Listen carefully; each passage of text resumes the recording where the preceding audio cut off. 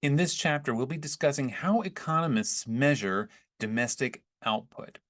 We already touched on this in chapter 1, but we're going to expand our discussion in a little more detail.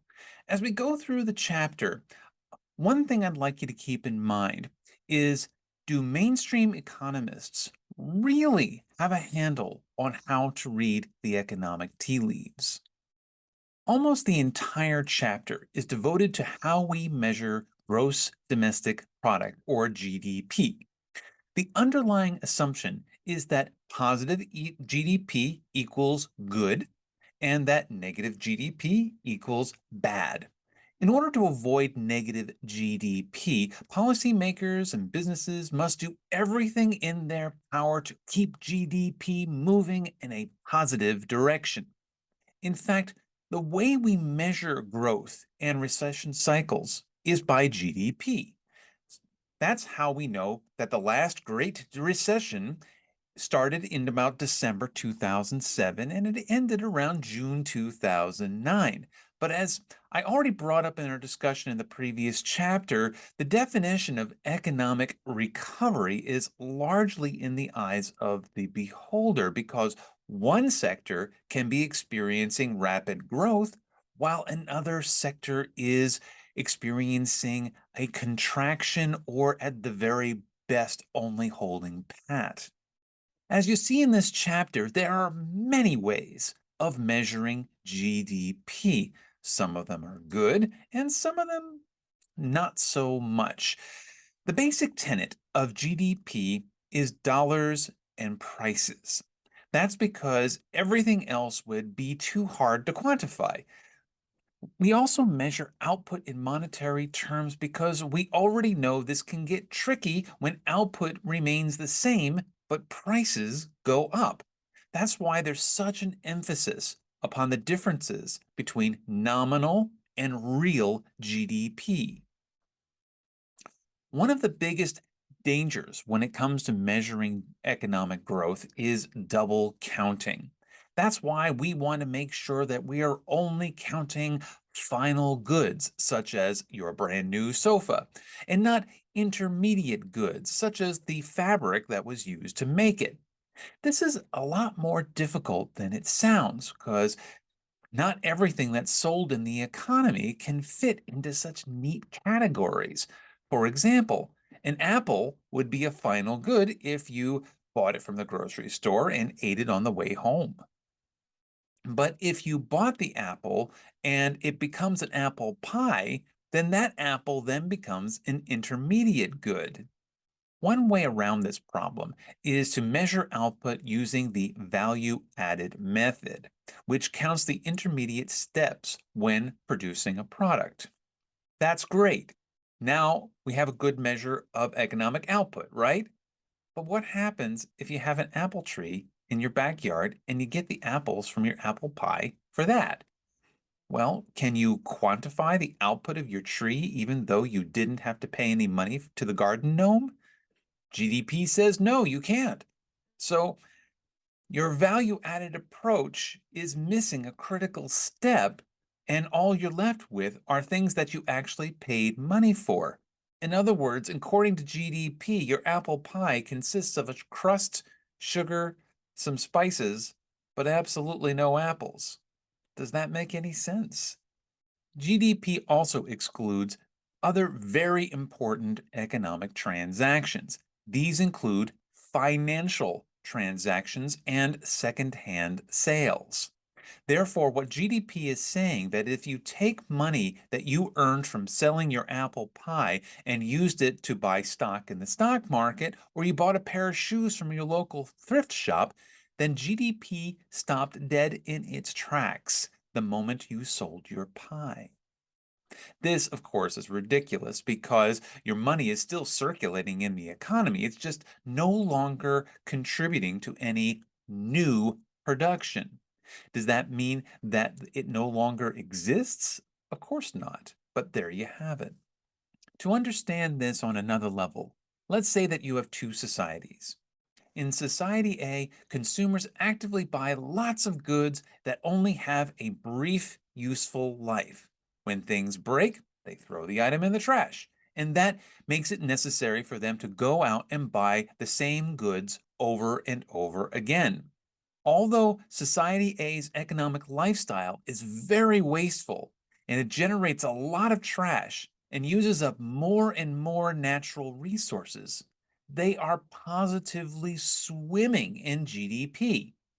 In Society B, consumers grow a portion of their own food, and when they purchase a good, they purchase items that are high quality, made from renewable resources. Society B also has a thriving secondary market where gently used goods are sold to people who need them, rather than simply throwing the items into the landfill. In terms of GDP, Society B is living in squalor. But which society would you say has the better quality of life? Moreover, which society do you think is more sustainable in the long run? One way we can attempt to address this obvious flaw in measuring GDP is by using the income approach instead of the expenditures approach. So instead of measuring GDP by the amount that economic actors spend, we then concentrate on what they earn. That'll get us a better measurement, right? So let's break it down and see. So let's begin with the expenditures approach, because that is the most straightforward, or maybe it isn't. The expenditures approach takes a simple formula that GDP equals C plus IG plus G plus XN. Simple, right? Written another way, gross domestic product includes the combined expenditures of final goods by consumers, private gross investment, government spending, and net exports.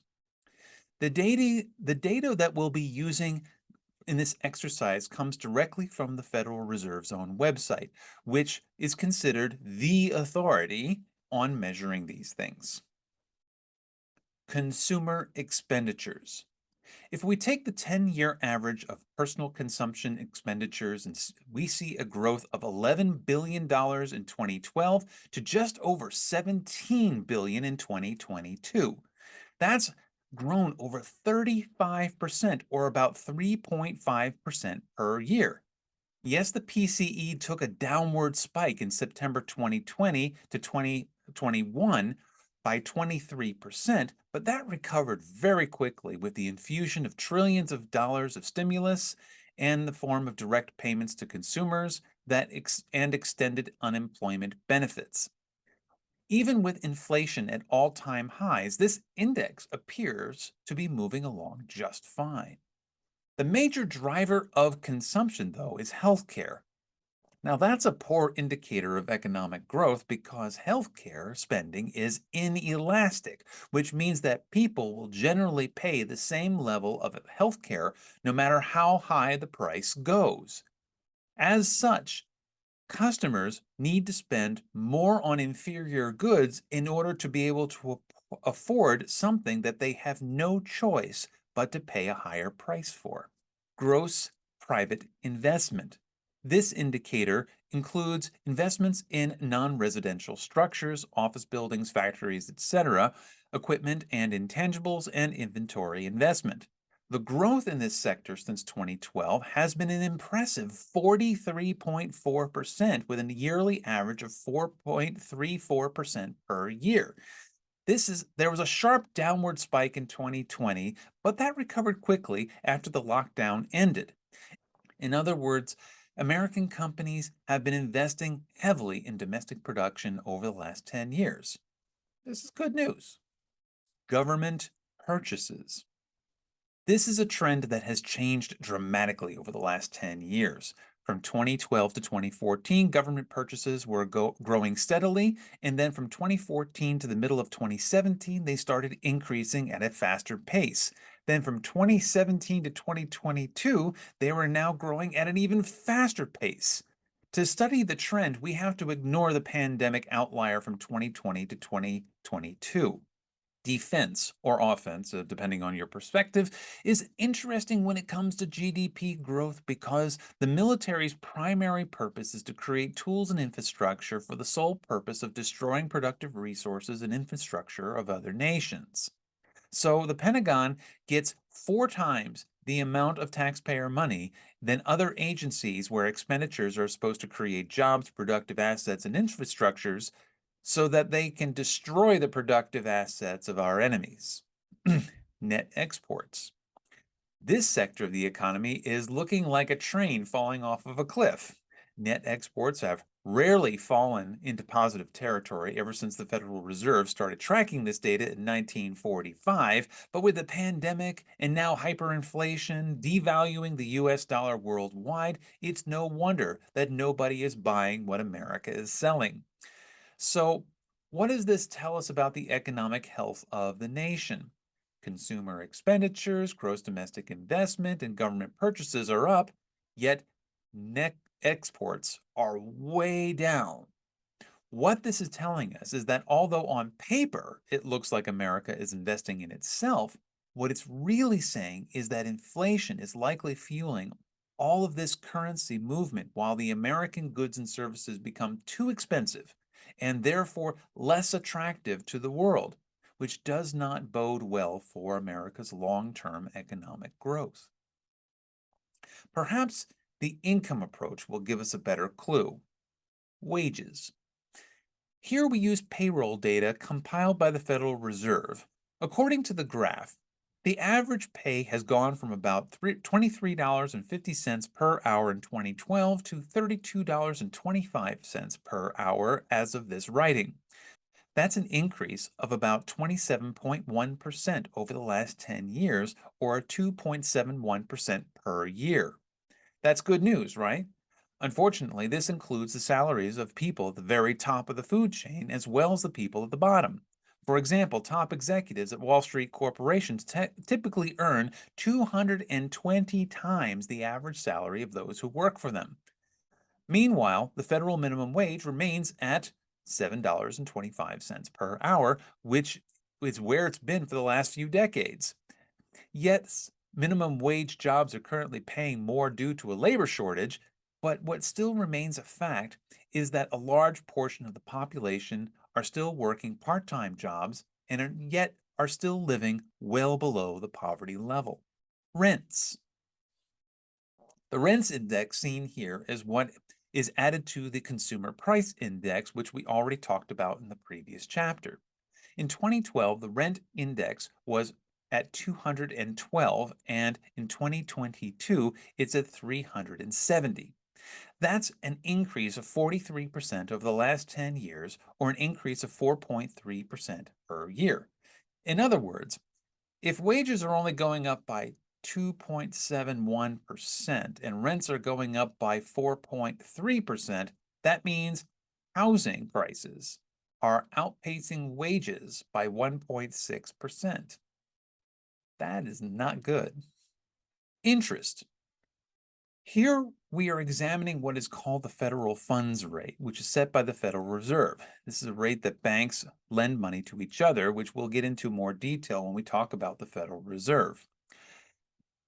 What's important to note is that when rates are low, the Federal Reserve is working to encourage more spending and less savings, and when rates are high, the Federal Reserve is working to encourage more saving and less spending. They do this in order to try to control inflation. What this shows is that from 2012 to 2016, rates were almost zero in order to help us get out of the Great Recession of 2008 to 2010. Then slowly it started raising rates as the economy got stronger. Then we see something interesting. During the pandemic, rates went down again to nearly zero in order to help stimulate the economy while people were locked down in their homes. It didn't make much sense at the time because people don't have jobs, can't leave their homes. Where are they going to spend their money? Then when things opened up again, inflation got out of control. And then when in the first 8 months of 2022, the Fed put interest rates back up to 2019 levels. Profits.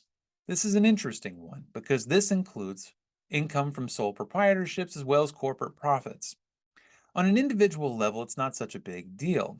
After all, if inflation's going up, so are expenses, and therefore profits should only increase if actual output is increasing. Where it gets a bit tricky is that corporate profits are also influenced by valuation increases.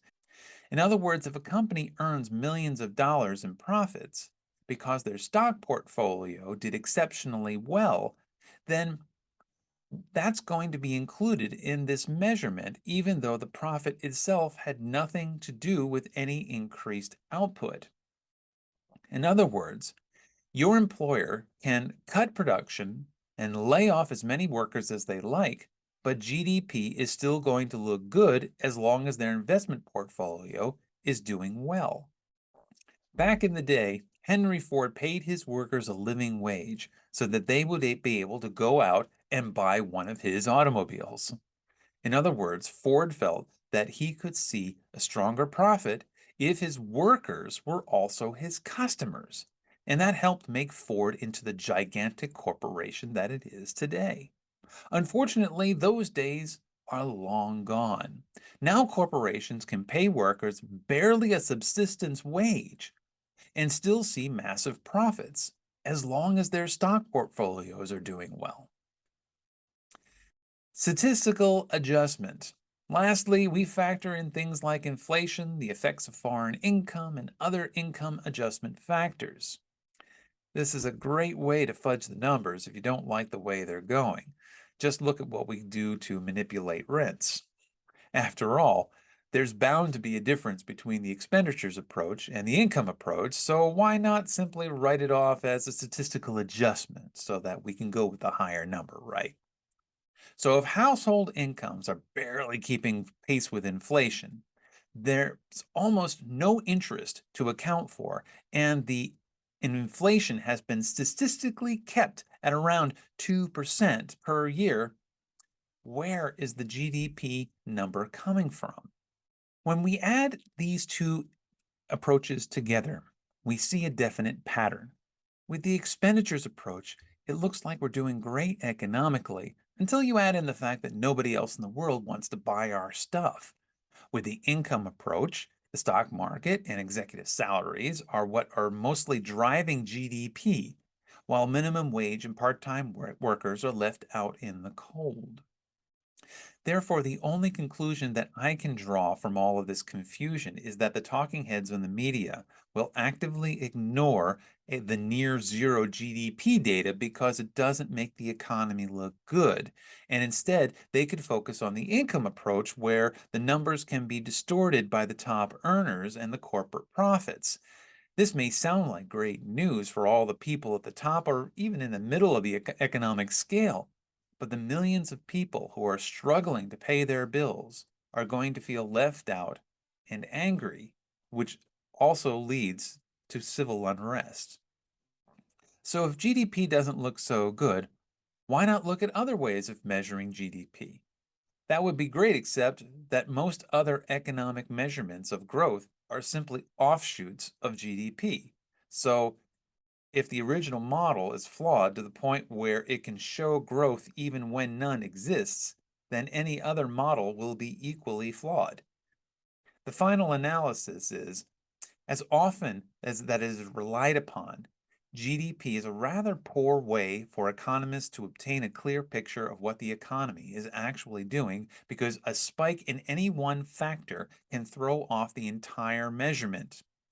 The trick for future economists will be to come up with a different tool to measure whether life is getting better or getting worse, which doesn't rely on the production of any new stuff or on the paper profits of the drivers.